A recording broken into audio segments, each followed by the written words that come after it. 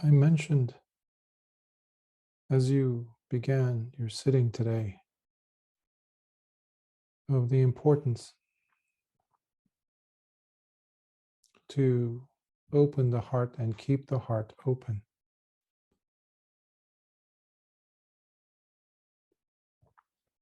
That requires a lot of faith,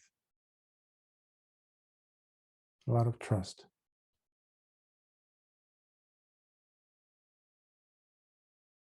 Today, human beings, especially now, find themselves in very precarious, unstable, and difficult time period, where the first thing that seems to be out the door is faith. Faith in ourselves, faith in others, faith in goodness, whatever that good thing might be. Even beauty has become such a dubious thing, something that we doubt, we question everything that is beautiful and life-changing, life-transforming, but we don't question the things that need to be questioned. We need to get our priorities straight and to keep our hearts open for beauty, for truth, for love, for kindness. At the very least, kindness towards ourselves and those people that we care about in our lives. And if you live alone, kindness towards the things that you come across, at the very least, your own body.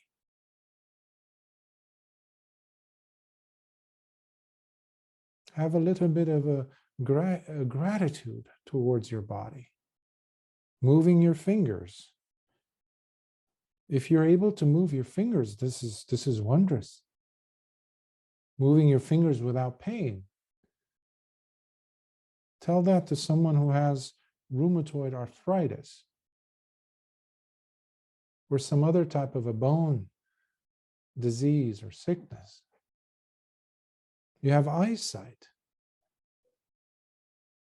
If you have both eyes, take a moment to show appreciation, to show love. So it could be something as simple as that, things that you have actual tangible awareness of in your life, unquestionable, factual presence of these things. When you're walking from one part of your house to another using your legs, showing appreciation and trust and love. Why do I say these things now at the beginning of today's sutta? The Dhamma has everything to do with keeping the heart open, having faith. Because we seem to have become very blindly, actually, faithful. Adhering blindly to our thoughts, concepts, and whatever our senses are picking up.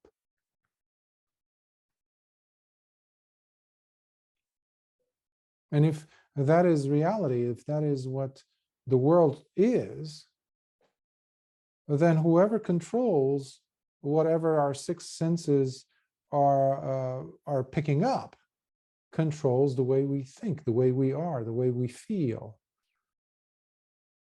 And what your senses are picking up, a lot of, if you're a human being living in the modern world,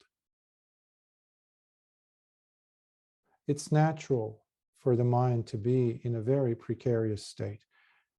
very perturbed, agitated. For this reason, especially, practicing meditation is as essential as breathing. That's what we are facing today. Just to keep your sanity, just to keep that level of openness. So it's a fight. It's opening your heart does not mean being fooled, being a meek person.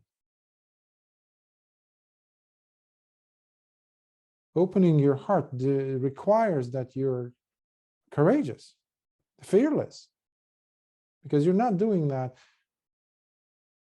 simply because.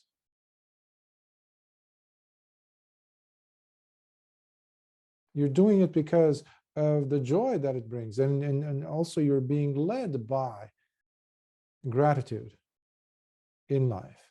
So I say these words at the beginning of today's discourse on Sutta, which is from the middle length discourses, Majjhima Nikāya, number 28. The middle length discourse is number 28, and it is one of those gems of the whole entire Pali Nikāyas, the discourses that we have. Thousands of suttas. This happens to be one of the giants.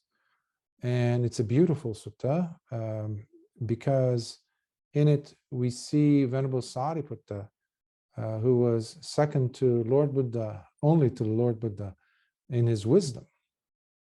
And he's elaborating on what is the whole teaching all about. And the whole teaching has everything to do with your life. Please don't divorce it. Please don't dismantle it, disengage it from the life that you're living.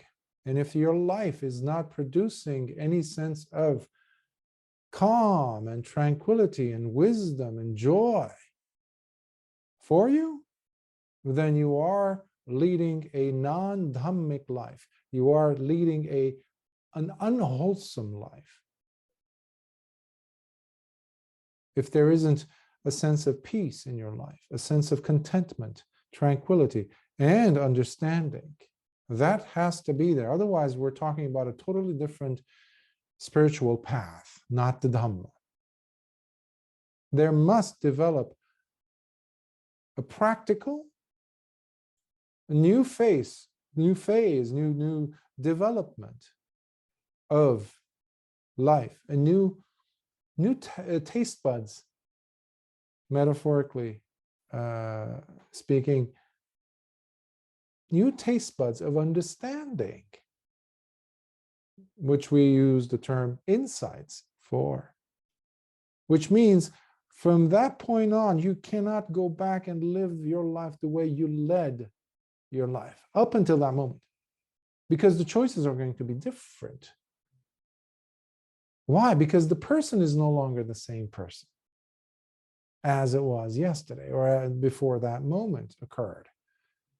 So this sutta is the Mahā Hatthipadopama Sutta, which is the greater discourse on the elephant's footprint.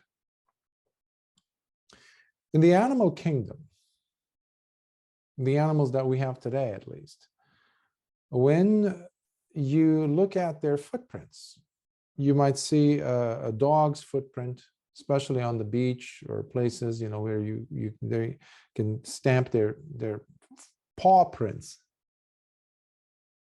Or deer, I've seen deer, I've seen bear, I've seen, you know, different animals. But they are dwarfed. They are so small compared to the elephant's footprint, because it's huge. But there's a reason. All these symbolisms, all these similes serve a purpose when we are discussing the Dhamma. And we will see in a moment as to why this simile has been used as we go into this sutta.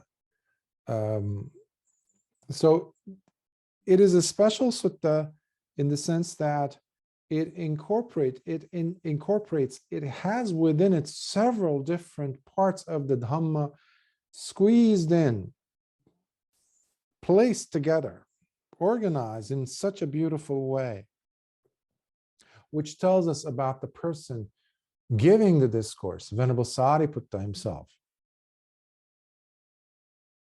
of how his mind worked, how he could see everything, the whole symphony of the Dhamma, not to minimize the, or trivialize the Dhamma, but just the whole structure. And whenever we are coming across a sutta like this, we get to see the mental workings, the cognitive workings, functioning of the person who's giving this discourse, the teaching.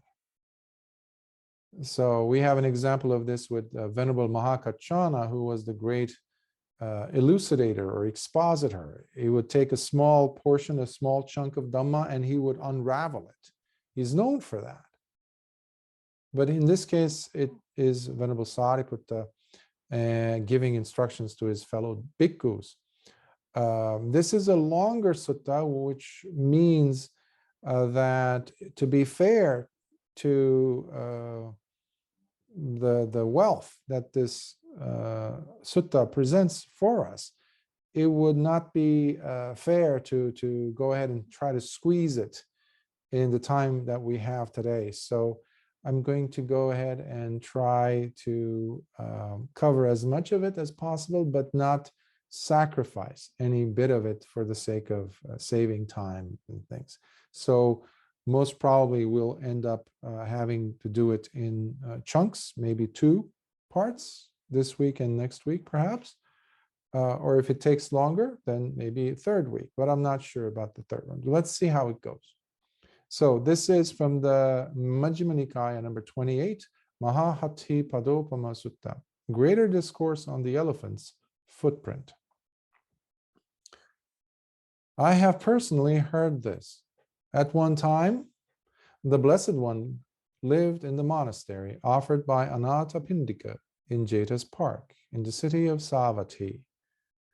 Then the Venerable Sāriputta addressed the Bhikkhus by saying, "Friends, just as the footprints of all living beings could fit or be enclosed within the footprint of the elephant, for it happens to be the biggest among them, in the same manner, friends, all wholesome actions producing merits fit in and are enclosed within the 4 Noble Truths." Wholesome actions here also stands for all wholesome teachings, meaning the Dhamma itself, can all be encapsulated, placed within the frame of the 4 Noble Truths. What are these 4? The noble truth of suffering, the noble truth of its arising, the arising of suffering, the noble truth of its cessation, the cessation of suffering, and the noble truth of the path that leads to the very cessation of suffering. And what, friends, is the noble truth of suffering? Birth is suffering, aging is suffering, illness is suffering, death is suffering. To be brought together with what is painful and displeasing is suffering, whereas separation from what is pleasing is suffering. Not to get what one wants and yearns for is suffering. In short, the 5 grabbing aggregates themselves are all suffering. So here we're going to see how Venerable Sāriputta is going to focus on this last part. In Pali, it's called Pancha Upadana Khanda, the 5 aggregates of grabbing, the grabbing aggregates. It's not the aggregates that grab us, it's us who grabs them. And that's what makes a human being, by the way. The Pancha Khanda, you might have heard me say several times. And what, friends, are the 5 grabbing aggregates? They are the aggregate of matter or form that one grabs onto. The body, whatever we see, whatever we touch, whatever we identify as this thing. The aggregate of feelings that one grabs onto. The feeling of pain, the feeling of pleasure, or the neutral feeling that we push away from, ourselves away from, because it's boring, it's bland, it's neutral, it's got no flavor. So we jump towards the pleasurable. We have a better relationship with the painful feeling than we do with the neutral feeling, because the neutral feeling is simply boring, lifeless. At least that's what the ignorant mind depicts it as. The aggregate of perceptions or memories and mental conjurings that one grabs onto. These are the sanya, the perceptions, the memories. The aggregate of habitual tendencies and drives that one grabs onto. These are the sankharas. The things that build things. The drives that we have, that we open the mouth and all of a sudden it pours out. The words that we've been saying to ourselves in the head, subvocal speech all along. The energy that suddenly becomes manifested in the form of the body, with the use of the body. And the aggregate of consciousness or sense awareness that one grabs onto. The hearing, the seeing, the touching, the mental consciousness, the tasting consciousness, that we just lock on and say, ah, this is me, this is who I am, this is my consciousness. We select, we selectively tweet, like with tweezers, grab onto and magnify it and turn it into our life. And what, friends, is the aggregate of matter or form that one grabs onto? So now Venerable Sāriputta, now that he just localized, focused his attention on this one aspect of dukkha, which is pancha upadana khanda, the 5 grabbing aggregates, now he's going to go ahead and delve in, at least in the beginning, onto the form aggregate, meaning nama rupa, name and form. But in the sutta we have the matter being mostly talked about in this case, because if you see this, you see, because the other ones are reflected in the other segments that are coming up next. And what, friends, is the aggregate of matter or form that one grabs onto? The nama rupa, the 4 primary elements, plus all that is derived from the 4 primary elements to give this body its shape and form, are all considered as the aggregate of matter or form that one grabs onto. So the 4 primary elements. Now, sometimes people say, oh, that's such an antiquated, way of looking at life, because physics gives us atoms, this and that. And you Buddhists are way, it's too mythological, too abstract, primary elements. These are qualities. These are not references to actual 4 physical elements like lithium, carbon, boron, hydrogen, things like that. No, this is not a reference to that. They can actually take part in this. Those will fall under the umbrella of the primary elements, though, because these are primarily, you can think of them as 4 qualities that manifest, yes, in the physical form, which we will see in a second, but also they can have emotional aspects. They could manifest within the emotions we experience, as well as the physical manifestations of bodily functions and stuff. So let's continue on. And what, friends, are the 4 primary elements? They are the earth element, the water element, the fire element, and the air or wind element. And what, friends, is the earth element? The earth element has two aspects: the internal earth element and the external earth element. And what, friends, is the internal? I love the way he's such a teacher. You could see the subdivisions, boop, boop, boop, boop, like branching out. He's explaining it, like holding the hand of the listeners, almost like as if there's a blackboard or a whiteboard behind him. And he's pointing at all of these divisions so that the student or the listener could follow carefully. And what, friends, is the internal earth element?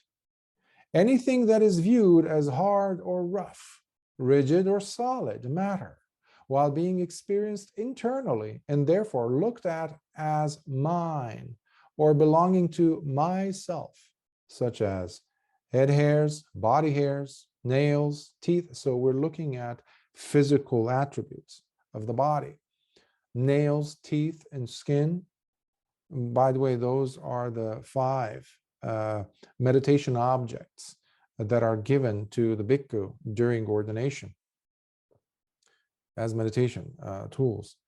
Also, flesh, sinews, bones, bone marrow, kidneys, heart, liver, diaphragm, spleen, lungs, large intestines, small intestines, the stomach with the undigested food inside, feces, any other hard, rough, rigid, or solid matter that is experienced internally and therefore looked at as mine or belonging to myself, are all internal earth element. Now, whether reflecting on the internal earth element or the external earth element, all these are looked upon as simply the earth element, which must be correctly seen as it truly is. And with true wisdom in this manner, this is not mine, this I am not, this is not myself. Now, I've been aware of this phrase becoming more like a mantra, a modern day mantra within intellectually inclined practitioners, Buddhist practitioners, especially those of us who read the suttas and things and are part of groups, and we like to be parts of groups and things like that. This I've noticed from some students in the past and some teachers also, how they keep repeating this phrase. This is not mine, this is I am not, this is not myself. And this makes the person even, this tendency, believe that they're understanding what they're saying. This is deep, very deep. And the depth of it could only be understood through wisdom, the wisdom of seeing. And seeing what? You're breaking up this crystallized, this solid relationship you have with this solid thing that you call me. My stomach,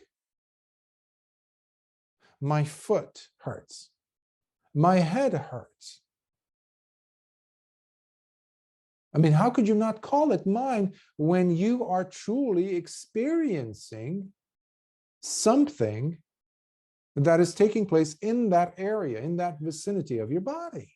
So, of course, the tendency is to just put a label on that and say, my body.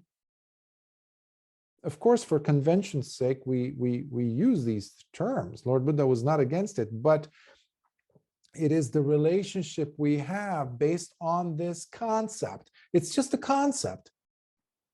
The stomach is a concept. A headache is a concept. There's no head. There's no stomach. There's all these different functions happening. It's so dynamic. It's an orchestra of dynamic movements and things happening for which we need to put a label. I understand that. But the cause, the effect of that cause, the cause being the concept, it comes and veils, covers up the reality of what's truly happening. So now there is me and there is that. It's like the two ends of the string. And reality is completely missed of what's truly happening. So when you're practicing such a meditation as walking meditation, chankama, when you're watching the footsteps, you're watching how you're lifting, you're moving, you're placing. As you're placing, your pressure is added onto the foot that landed. And now the other foot is lifting. You don't have time to be pulled into the story of this is mine, this is who I am. You are looking at, you're basically dissecting this whole crystallized, this solidified pseudo-reality. This concept is coming apart. Because the person needs to have yoniso manasikara, wise, radical attention to stay with the movement of the feet, or with the breath, or with the noticing whether there is metta, or whether it is in the heart, or whether it is them forcefully trying to push metta onto themselves or onto others. You're observing all these mechanisms at play, but you're not being fooled into believing these concepts. You're curiously observing, and that comes with the help of sati, as I was mentioning in the beginning. Sati is at the core. Let's continue. When you thus start seeing all this the way it truly is, with the right understanding and wisdom, and that means it must have yoniso manasikara. You will never attain understanding and wisdom when your mindfulness is incorrect, when your attention is incorrect, is on the wrong thing. And so long as you're looking at your stomach as my stomach, or your understanding of the Dhamma as this is how it's supposed to be, meaning again, concept, that means your yoniso manasikara is totally absent. It's ayoniso manasikara. It is unwise attention. It's just views, opinions. Then the heart becomes detached from being affected by the earth element anymore. As it experiences disenchantment towards everything that has to do with the earth element. Again, you do not need to know all of the primary elements and their relationship with the body. You can just use one. But Lord Buddha, as he taught the Dhamma, and his students, like Venerable Sāriputta, is teaching us here, they all gave us so many tools. You do not need to know all these tools. You don't have time. We don't have time. Just use whatever works. And the simpler, the better, actually. Now, friends, there may come a time when the external water element gets agitated, enough so that even the external earth element becomes flooded with it, and thus vanishes from sight. So as great as it is, and despite having been there for eons, nevertheless, this shows the unreliable and transitory nature, the destruction and impermanence of even the earth element. In the 80s, I believe, Mount St. Helens in the northwestern United States of America, the seismologists detected that there was unusual activity that they were picking up from underneath the mountain, which had been dormant for a long time. So what some of them did was they put this camera on the mountain, and you see within a matter of hours how it, before it blew up, it was collapsing. This mountain that had been there for such a long time, a chunk of it was as if cut off. It blew up and, you know, destroyed the environment around it. But same thing happens with different types of, when you study geology, tectonic plates, for example. One of the main reasons where natural earthquakes, when they occur, there's this thing called subduction zones and subduction layer. So you have tectonic plates, the continental sheets, basically. One, they are so powerful, so huge, and one of them, because of the force, one of them gets squeezed underneath the other. And this solid rock ends up being molten because of the heat. And it turns into the Earth's mantle. It turns into magma, melted rock, molten rock. So even the earth is unreliable, Venerable Sāriputta is saying. And if this is the case with the mighty earth element, then what can be said about grabbing and holding on to this fleetingly brief and frail body, which is looked upon as mine or belonging to myself? Therefore, when others may revile, blame, defame, or disrespect the bhikkhu, then the bhikkhu should pause and carefully consider. This painful feeling that I am now experiencing was not always there. Hence, it is dependent on conditions and not without its causes and conditions. And what is it conditioned by? What is its cause? It is contact itself, which is the condition and the cause for experiencing this painful feeling. If this bhikkhu had not heard or found out of someone insulting him, saying those nasty things about him, trying to defame him, disrespect him, if he had not picked up with any of his senses, eyes, ears, nose, you know, I don't know how nose would be picking it up, but the eyes and the ears usually, what some people might come and tell, oh, Bhante, do you know so-and-so said this about you? Or you see somebody posting something or saying something mean.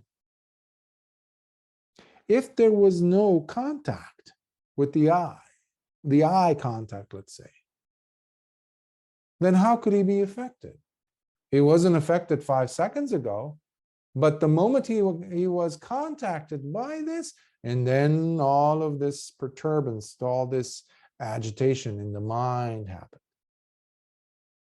So you can hear from from what Venerable Sāriputta is saying, you can kind of deduce that possibly there were situations that were occurring within the Sangha where at least one bhikkhu felt that he was blamed, insulted, assaulted, or disrespected. And Venerable Sāriputta is using that as an opportunity to teach them the Dhamma, because the person was hurt. When the person is hurt, when we are emotionally shocked, when we feel something, yes, it can turn into like this dark cloud that covers everything, even our cognitive abilities to process and to reason things out. Yes, that is what happens often, but that shock factor can also be an opportunity for the person to learn something, because you are standing in the heat of the moment, literally, because you are so hot with emotion, meaning in this case, given the example, you feel hurt, you feel angry, you feel belittled, you feel hurt, betrayed. You feel betrayed. But that's also an opportunity, Venerable Sāriputta is saying, to look at, to make the Paticca come alive. That's why the Dhamma is life. And the life is dependent origination, paticca samuppada. It explains how contact, had it not been there, everything would be fine and dandy. And if the contact had changed, all of a sudden the whole thing falls apart. That's why I was saying it earlier, before you began the meditation, how this human body is so precarious. It has so many different things that could go wrong about it. Not just the body, relationships. You look at a beautiful family picture, everybody's fine, and you know, you have a couple, you have a children, this and that, everything is perfect, this and that. And they say, oh, aren't they a lovely family, this and that? Okay, yeah. But let's introduce a different variable. Let's say, I was mentioning this to a student earlier, let's say the husband loses his hair. This nicely coiffed hair, that he looks like a model. The wife looks like him. Oh, even better. How about the wife loses her hair? Oh, now the whole picture comes apart. How about the child gets, doesn't feel well, or they take him to the hospital and they discover that he has a hole in his heart. Oops. Or somebody bullies one of the children. You see how precarious it is. It's like building a castle out of matchsticks without any glue, by the way, by just leaning them against each other. A castle, which momentarily could stand, maybe if you have the right conditions. But one thing is guaranteed, it's going to come apart. It's a house of cards. So let's see what Venerable Sāriputta has to say.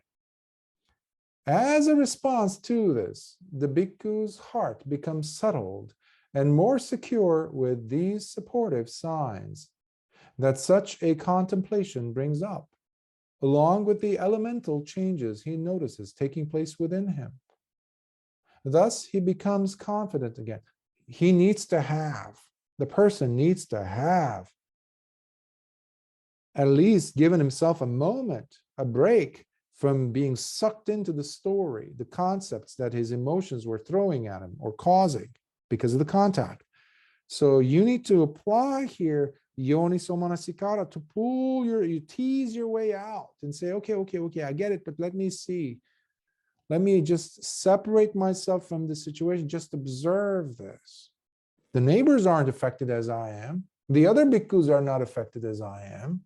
They're cheerful, they're playing around, they're just happy over there. I'm affected. Okay, so it's just, had this happened to them, that would be a different story, but it's happened to me. So this is conditional, isn't it? So that requires a moment that you give yourself, a break you give yourself from being pulled in, leaning into the experience. And as you're doing this, you start seeing a process. Because paticca samuppada is not the dependent origination, how they occur. This happens, and then this happens as a result of this. So the conditionality does not happen on an intellectual level. It helps, but it's not going to bring you wisdom.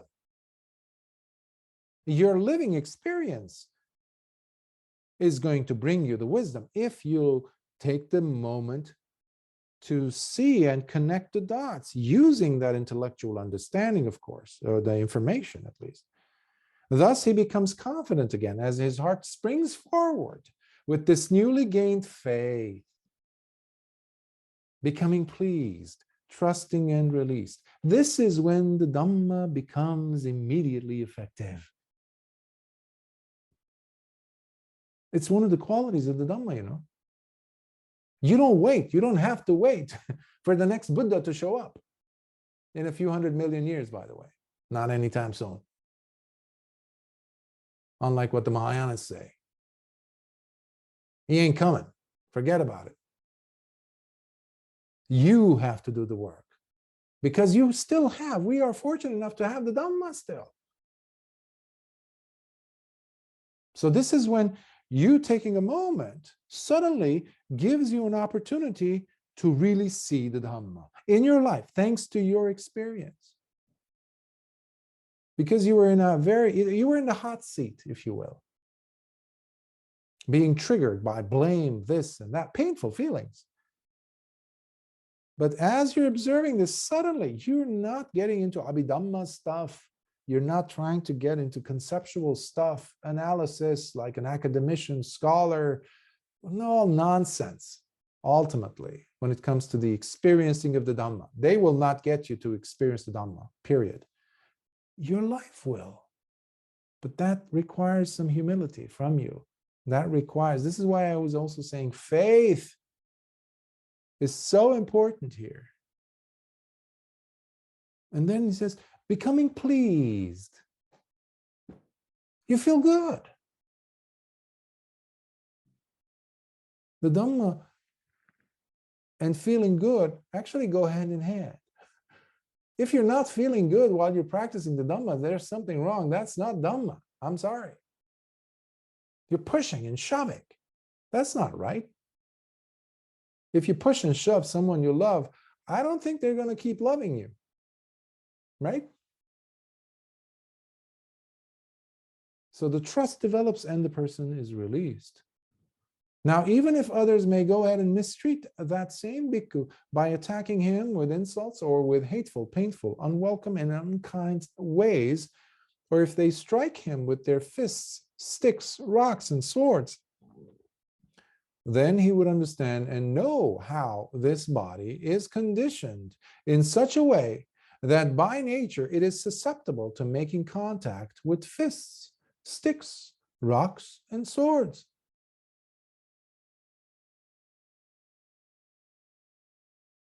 If there is a body, then you're going to feel the effects of gravity. We all agree to that, right?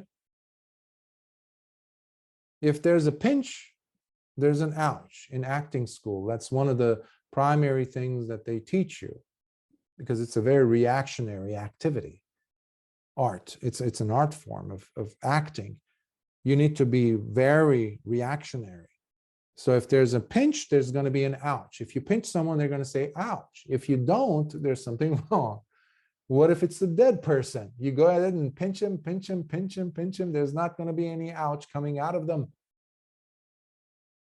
So as long as I'm alive, Venerable Sāriputta is saying there's going to be the possibility, at least, of making contact with people's opinions that are different than yours. The work that I do and have been doing for years, there are many, many, many people that don't agree.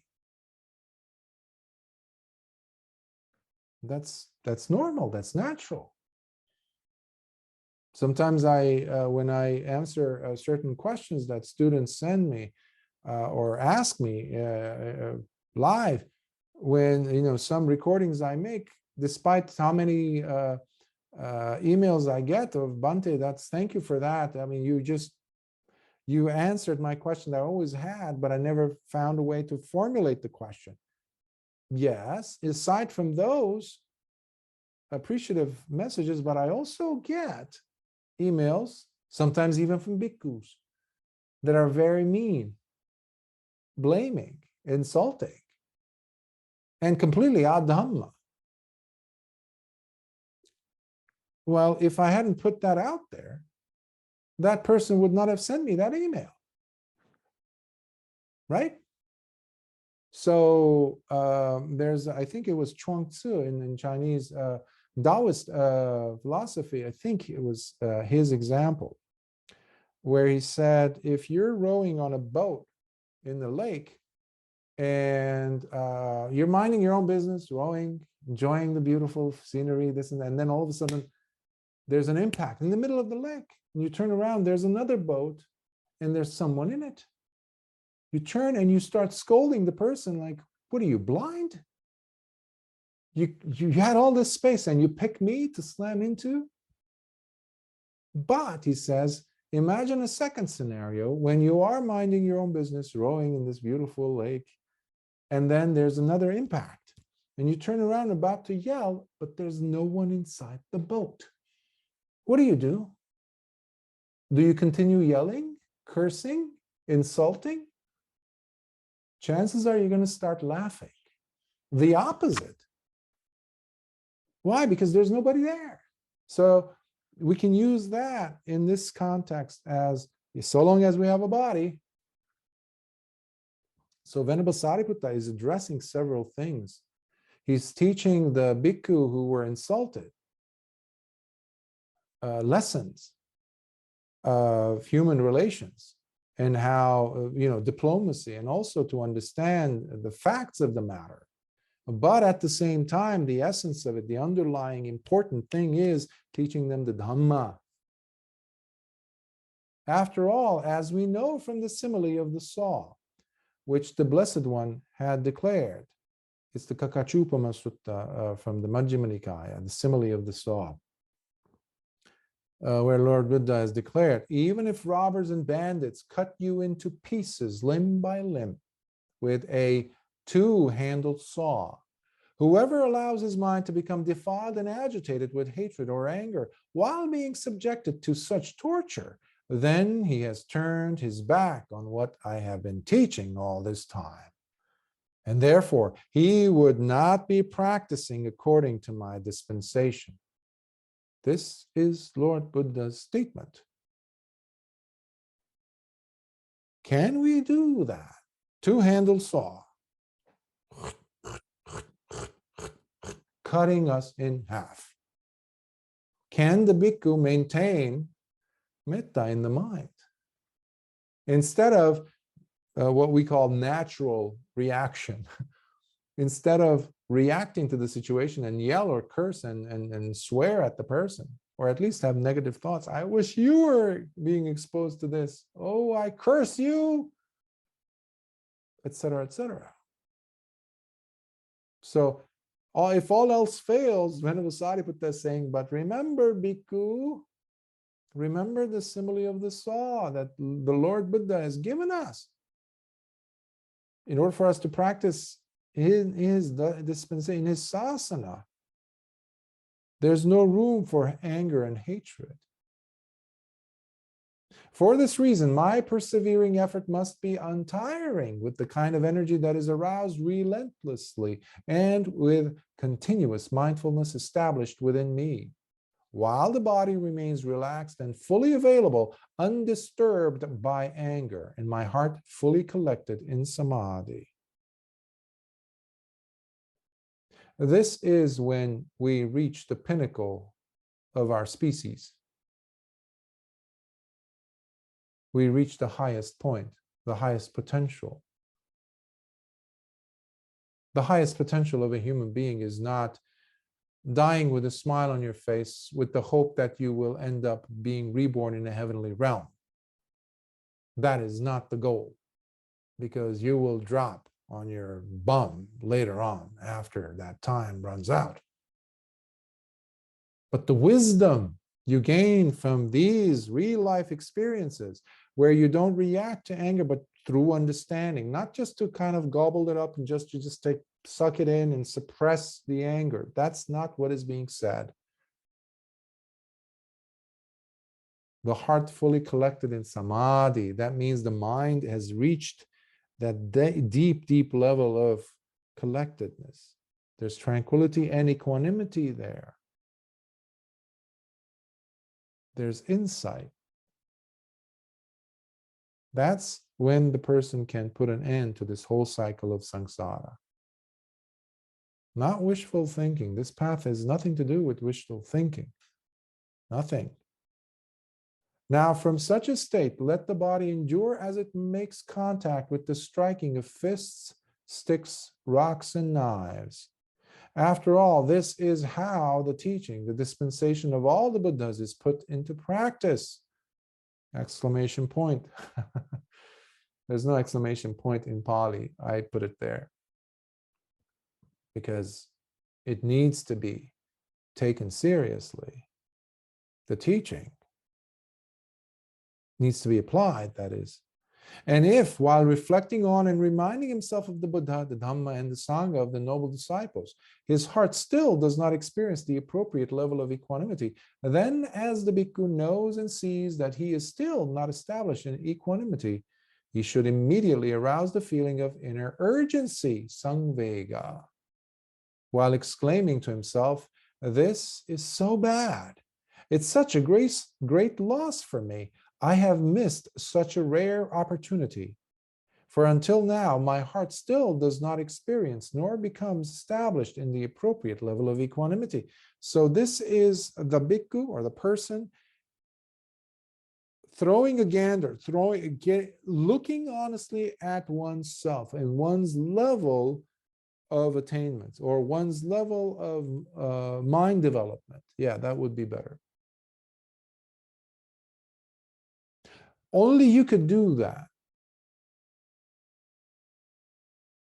Instead of lying to yourself, or, as I was mentioning earlier, wishful thinking.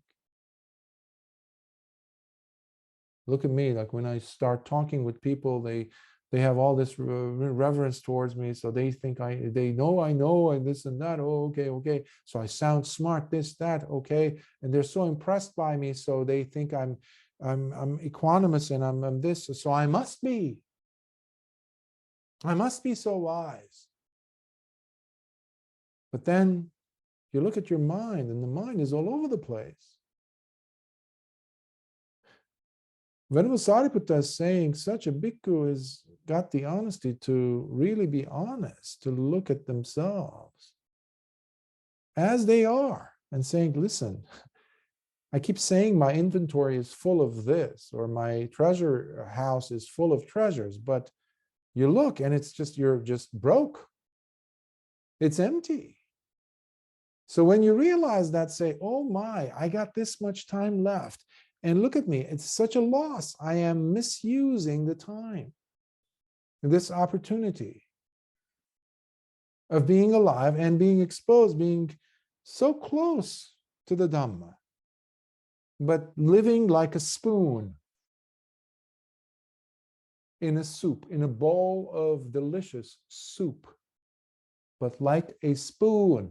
Many of us are still living like spoons inside of delicious bowl of soup.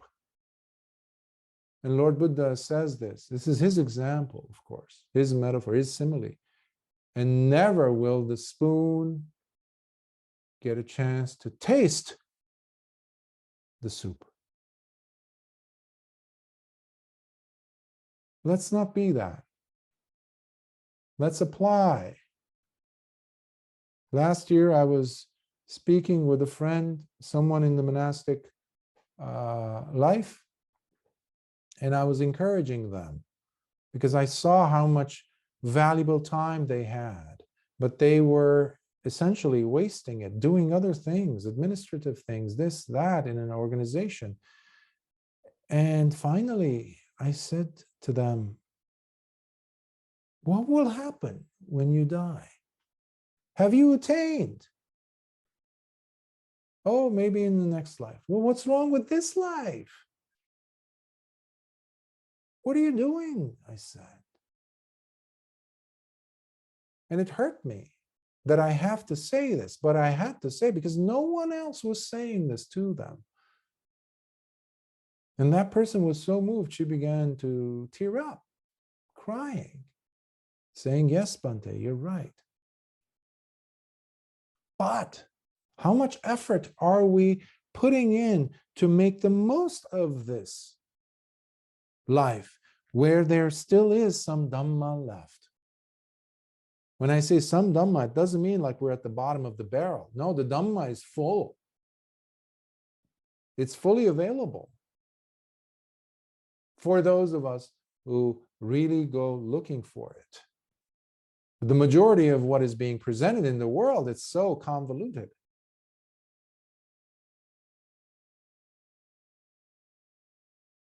And Venerable Sāriputta continues, and much like the daughter-in-law, who on seeing her father-in-law approaching, would quickly be filled with a feeling of urgency in the same manner. And he's coming from an Indian culture where the daughter-in-law would live with her in-laws. Once she gets married, she leaves her family home, she goes and lives with them.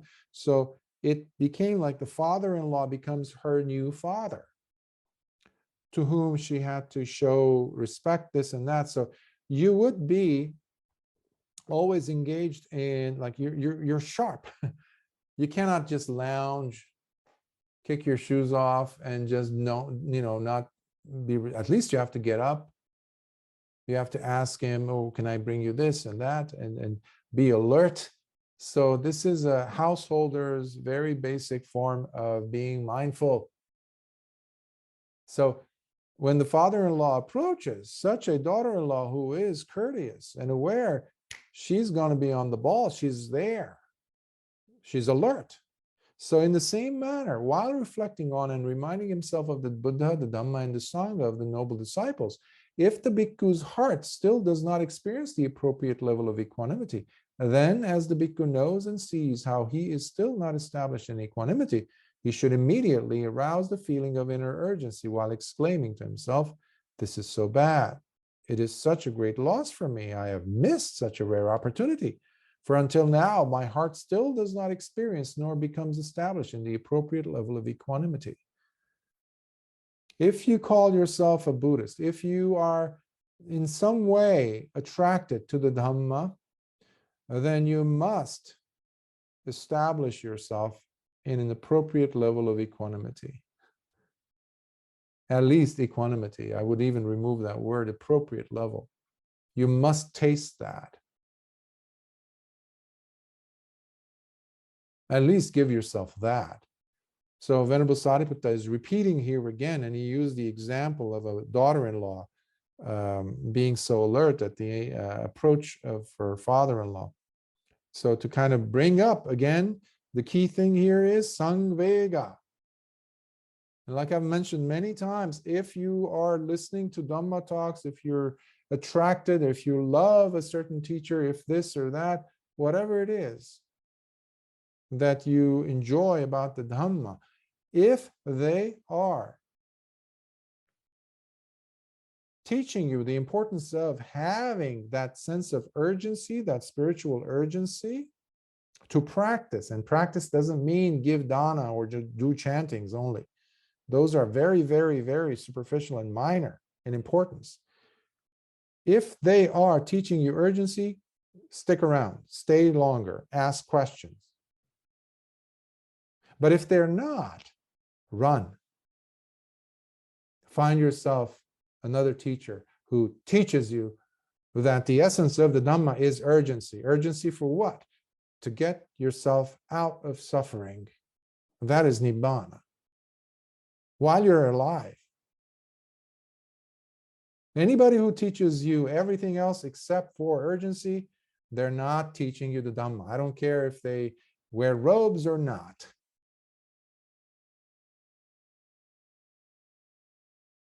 So this is your life.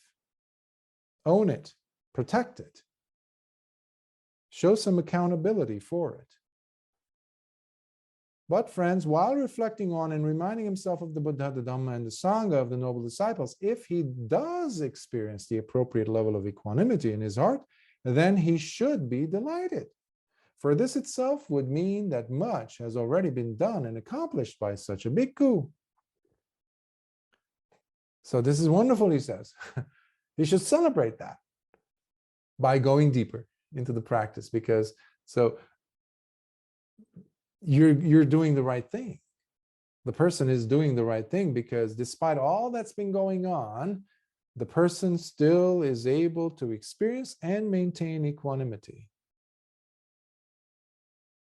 even for some portion of the day. So when mentioning is being done here of equanimity, please don't think that you have to be in a state of equanimity all throughout your day.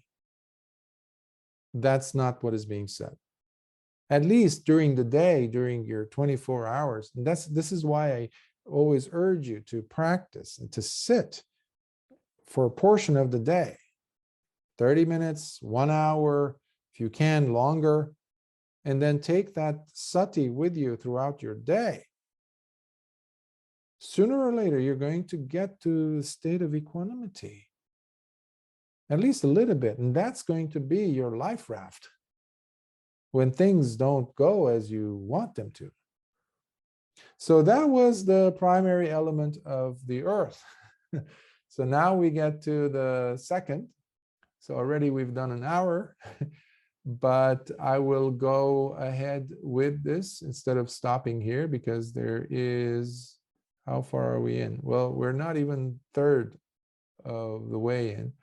It's a wonderful sutta, and but there is, in essence, when he is going over the other elements, the other three, you will see the same message being repeated. But again, if one time a person teaches you something, if that one time you're not ready to pick it up, if it's not, your mind is not calm or open enough to receive it, to get established in you, a conscientious, compassionate, loving teacher is also patient enough to give you more examples. So this is what Venerable Sāriputta, in his compassion, limitless, infinite compassion, is doing here. And what, friends, is the water element? The water element has two aspects, the internal water element and the external water element. And what, friends, is internal water element? All that is felt as liquid or watery and considered to be yours. Sounds familiar? Such as bile, phlegm, pus, blood, sweat, fat, tears, grease, saliva, snot, synovial fluid, and urine, and anything else that is seen as internal, belonging to oneself, and whatever that is watery and fluid is called the internal water element. Next time you sneeze or you clear your nose in a tissue, here I have one. Every time you do that, it came out of you, you know. We want to hide it, especially if it's a loud one or if a big chunk of, you know, phlegm comes out and you're sick. We want to completely extricate that, whatever happened, divorce that, separate that, divide that from us. We want to hide it. We want to toss it into the trash. Wait a minute, it was part of me. What happened? Or what happens when we're in the bathroom? Filth comes out, urine and whatnot. Oh, I'm out. I'm completely as if like you did a crime and you're washing your hands of the blood, as if. I had nothing to do with it. It's out. There's no evidence. But it was part of you. What happened? So, interesting ways of looking at the body. In this case, the fluid or watery element. Now, whether reflecting on the internal water element or the external water element, all these are looked upon as simply the water element, which must be correctly seen as it truly is, and with true wisdom in this manner. This is not mine.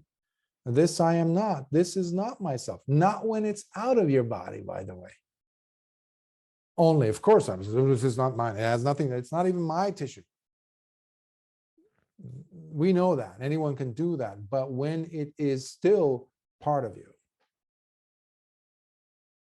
When you thus start seeing all this the way it truly is, with the right understanding and wisdom, then the heart becomes detached from being affected by the water element anymore, as it experiences disenchantment towards everything that has to do with the water element.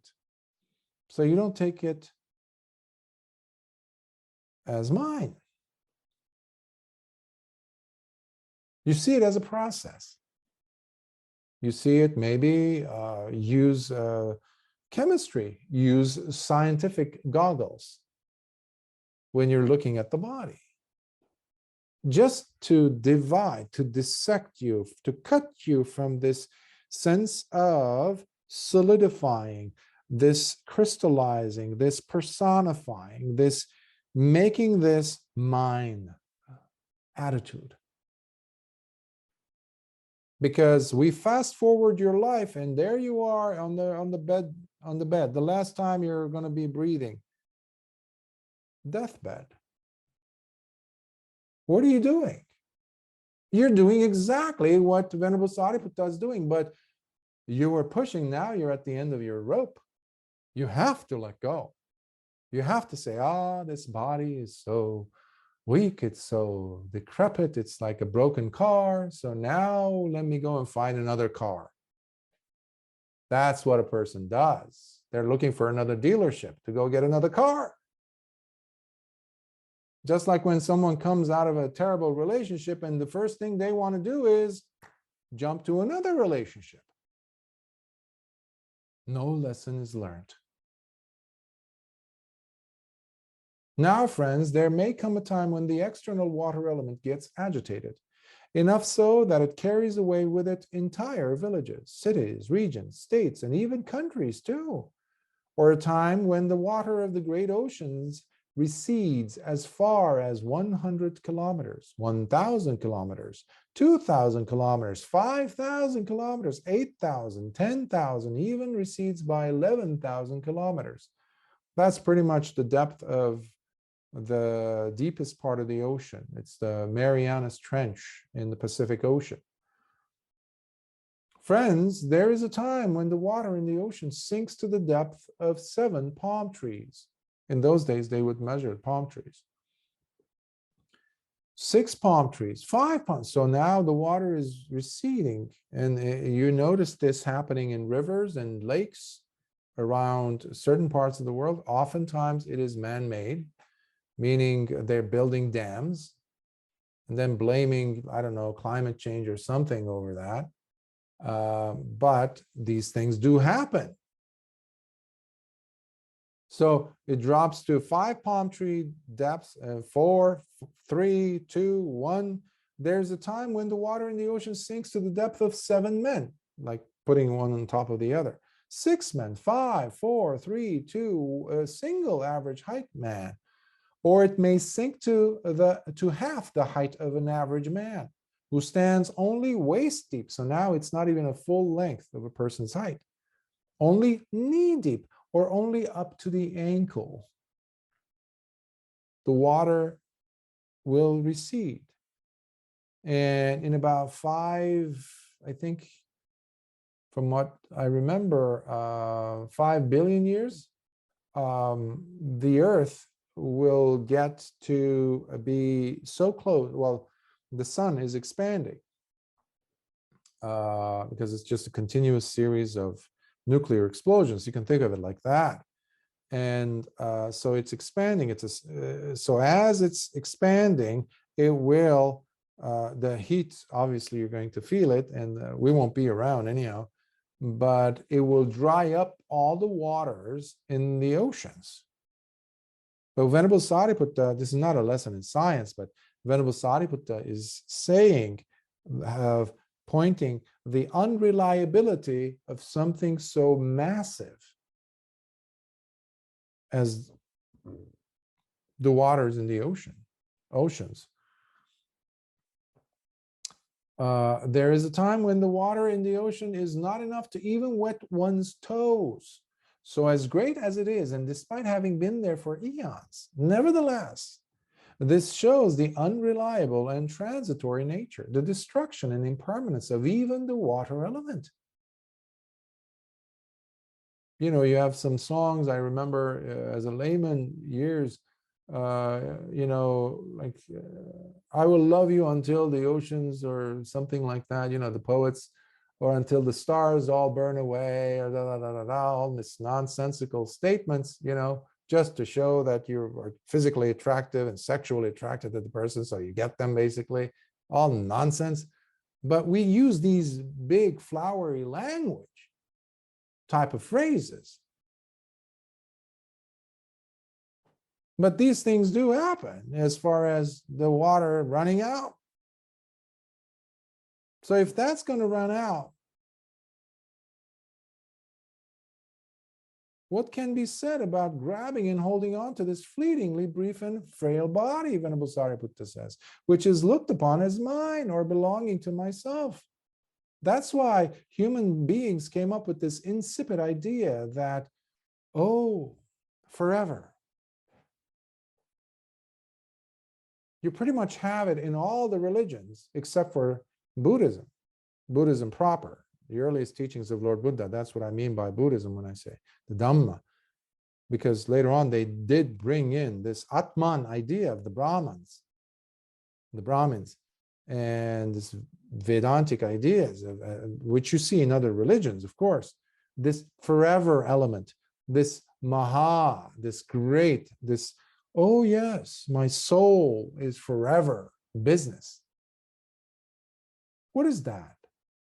That is trying to perpetuate a wishful idea that despite all these changes, you will somehow maintain a sense of identity. So you yourself will stick, you will be around. Don't worry, the world will end, this and that. So this is another wrong view.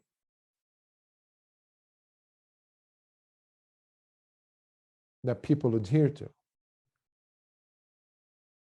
And this doesn't have to be something intellectual, or this is felt, this is lived by.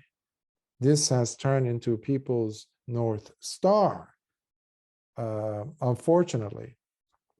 And this is not about just non-Buddhists and things. It is, you can be a Buddhist monk, a Bhikkhu, and still adhere to this.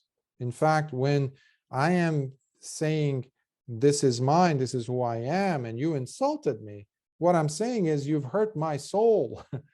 There's this unchanging thing in me that is now hurt by you. I'm no longer looking at the conditionality of this whole process. I've pinched myself out and separated myself from this whole thing and calling myself a self, a thing that is independent substantially on its own, unchanging. That's what I'm saying. So this has nothing to do with religion. This has to do with a drive that has been with the person for eons, for lifetimes. And this is at the basis of ignorance, which so long as the person has this, it's impossible for them to attain Nibbana.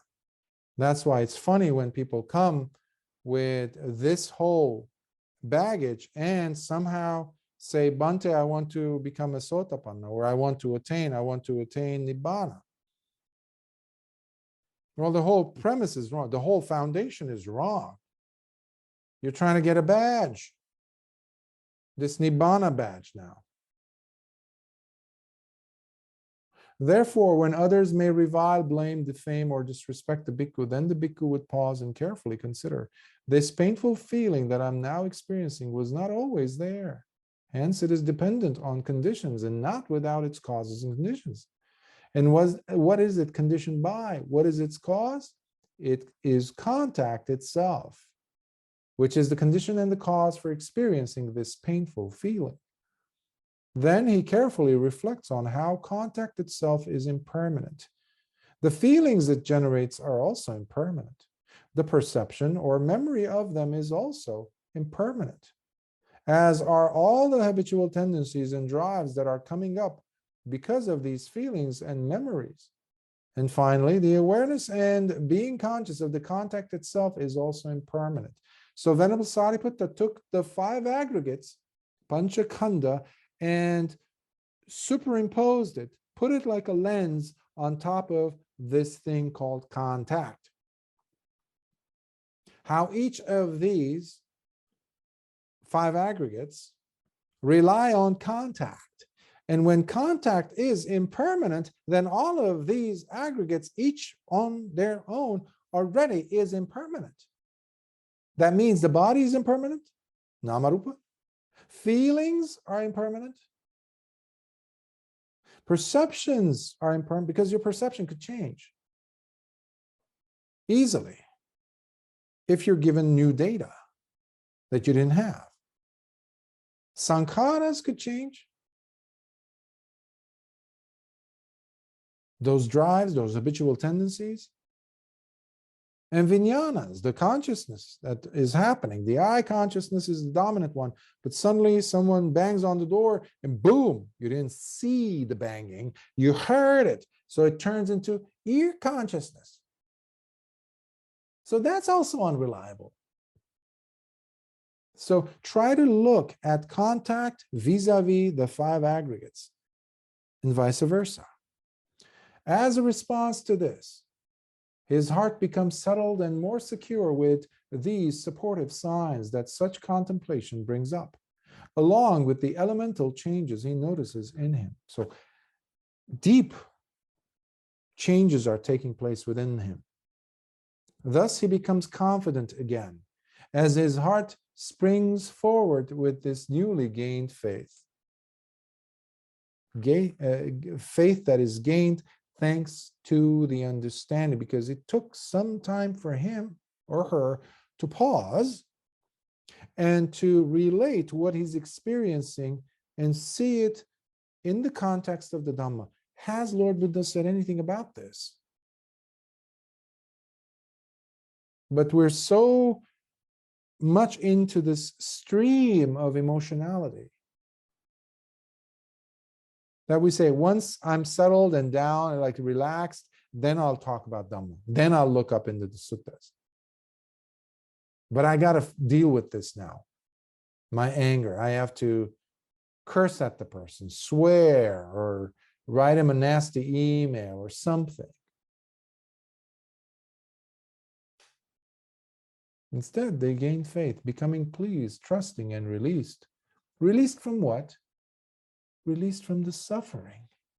Remember, when someone hurts you with their words, actions, etc., that is not pleasing, to say the least. It causes pain. And the glue that is putting you all together and to be in this pseudo-substantially present atta, this selfhoodness or selfhood, the glue to that is you wanting not to experience pain.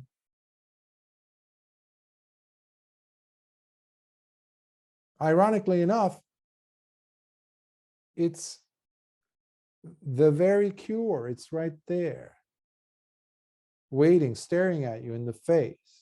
Because the moment you don't attach yourself to these emotions, this idea of a person, this solid person, suddenly things, they dismantle. They just, like if you ever had something that you glued together and then you put it in a boiling water, it comes apart. The glue comes off. So when it's off, you're starting to see oh, there's the body, there's the feeling. Oh, that was a feeling I just had. Yeah, it was a painful feeling. Yeah, I get it. But then it was augmented, supported by perceptions. It just started with just a hearing of a sound, which was a voice of another, someone saying certain words. Oops, I probed in, I looked, I identified, I plucked the words and compared them in my inventory database of experiences and said, ah, those words are hurtful. Oh yes, someone has said those things to me, and then it generates certain feelings. Here's where the sankharas are really active. And the memory comes in, perception, and validates all this and says, we don't like this. Remember that time when you were 11 and your mom or dad or somebody said these things? This is happening so quick, by the way. And now what is that doing is they basically gluing you into these. So now it becomes a truly panchupadana khanda, the five grabbing aggregates. Now you're grabbing, and you're putting them together and you're holding them like this. So long as you're holding, you are not releasing yourself from suffering.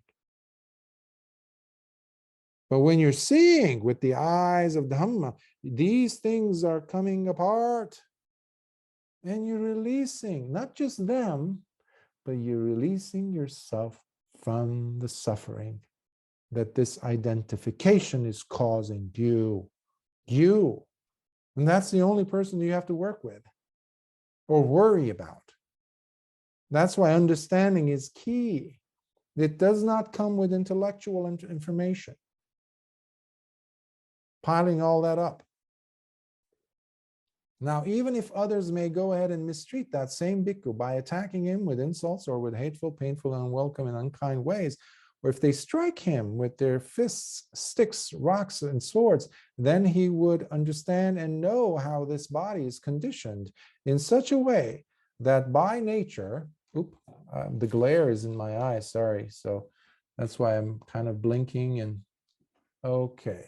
I think that is a little bit better.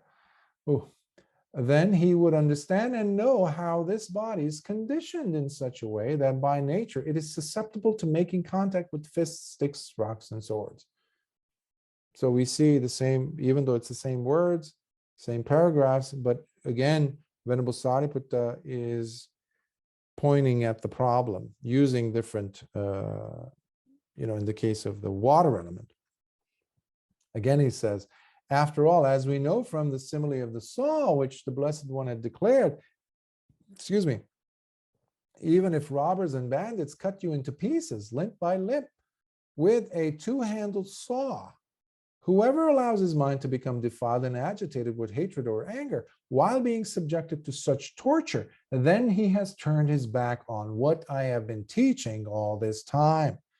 And therefore, he would not be practicing according to my dispensation. For this reason, my persevering effort must be untiring. This is you telling yourself, with the kind of energy that is aroused relentlessly and with continuous mindfulness established within me, while the body remains relaxed and fully available, undisturbed by anger, and my heart fully collected in samadhi. Now, because I mentioned about that, I'll just continue so that at least we can finish the water element section. Now, from such a state, let the body endure as it makes contact with the striking of fists, sticks, rocks, and knives. After all, this is how the teaching, the dispensation of all the Buddhas is put into practice. The Dhamma is not about avoiding physical suffering. Of course, it helps. When we learn the Dhamma, it also helps us to cut ourselves from unnecessary physical suffering. For example, if you're practicing sila, you will not put yourself in situations that will bring you physical suffering. If you don't steal, you don't kill, you don't go after someone else's mate, you're not going to have the possibility, as many possibilities as someone who is engaging in such activities, such unwholesome activities, where they will end up in jail or being killed or attacked, harassed, because you're causing loss and pain to someone else. So in that sense, physical pain will be reduced, suffering. But the Dhamma's main goal is the elimination, not reduction, elimination of the suffering of the heart, the mind, which is ignorance, the poison arrow that must be plucked out. And that's what Lord Buddha is doing. And if, while reflecting on and reminding himself of the Buddha, the Dhamma, and the Sangha of the noble disciples, his heart still does not experience the appropriate level of equanimity. So again, he goes saying, if he doesn't experience equanimity, then he should go ahead and say, this is so bad. It's such a great loss that I'm missing this great opportunity. So I must be establishing myself in at least some level of equanimity. Otherwise, it's just pretenses. I'm just pretending. And much like the daughter-in-law, who on seeing her father-in-law approaching would quickly, so the same thing is repeated here. So there needs to be the urgency for the bhikkhu to again say, this is bad. I have to do something. I'm not here to collect more data. I'm not here to make more money at the cost of my equanimity. at the cost of true happiness. No, equanimity, tranquility of mind must come first. Must, because it's going to be the doorway for all the other things that I want to happen in me, in good things, wholesome things to happen, including making a good living. But it comes from tranquility, the equanimity. But friends, while reflecting on and reminding himself of the Buddha, the Dhamma, and the Sangha of the noble disciples, if he does experience the appropriate level of equanimity in his heart, then he should be delighted, for this itself would mean that much has already been done and accomplished by such a bhikkhu. So I will pause here. It's already been almost an hour and a half. So this is a wonderful sutta. And I would like to not, push it and just skip parts, because there's a point in having these parts repeat, which in our age, people are snipping and just cutting and cutting and cutting and putting ellipses, dots, and these are, every single word is important. There's a context, there's a meaning behind it to change your life while listening to them, reading them, at least for some time. We only sit with suttas together here once a week, but hopefully you will give yourself more time to go over them. That's why, one of the reasons why I like to have these recordings made, and they're uploaded, and you can go back and pause and repeat or rewind and see. And if you have any questions, just go ahead and send them my way. The next time we meet, I'll address them. But as you're doing that, you are polishing the mind, polishing your understanding. It's not a one-time shot. You get it as like, yeah, I got the the password. There's no such thing. Okay? It's a work. If you ever cleaned your room, if you've ever cleaned your car, your house, it's never a one-time thing. Just like eating food, it's never a one-time thing. How about this? This happens to be the most important thing in life, because it has to do with your suffering being eliminated once and for all, for you to taste release and liberation and become cooled as well, so that you too can become one of the arahants, hopefully in this life. But it will happen with your efforts. That's why there isn't that much mention of hope as such. It's about work and willingness. So I would like us to, unless there are questions. Okay, I would like us then to do the transference of merits, and I kindly request from us today, if you could think of a certain friend who recently died, a monastic, a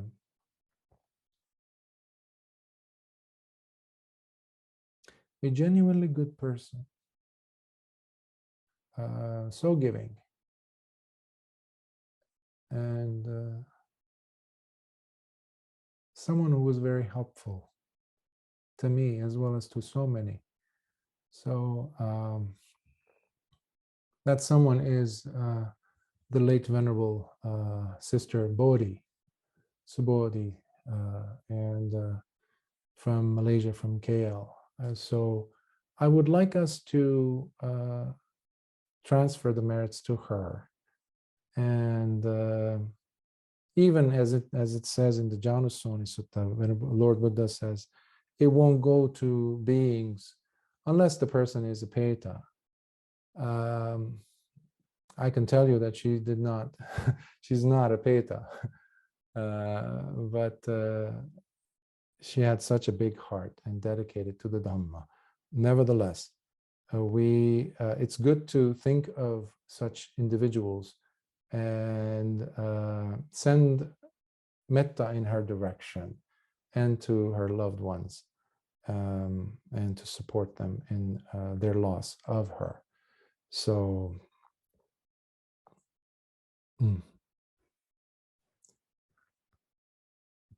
so think of her in your heart. Akāsatha Chabhumata Deva Nagamahidika Punyantang Anumoditva Chirang Rakhantu Lokasasana. Akāsatha Chabhumata Deva Nagamahidika Punyantang Anumoditva Chirang Rakhantu Desana. Akāsatha Chabhumata Deva Nagamahidika Punyantang Anumoditva Chirang Rakhantu Mam Paranti. Sadhu, sadhu, sadhu. May you all be well. May the Triple Gem bless you in all your genuine effort.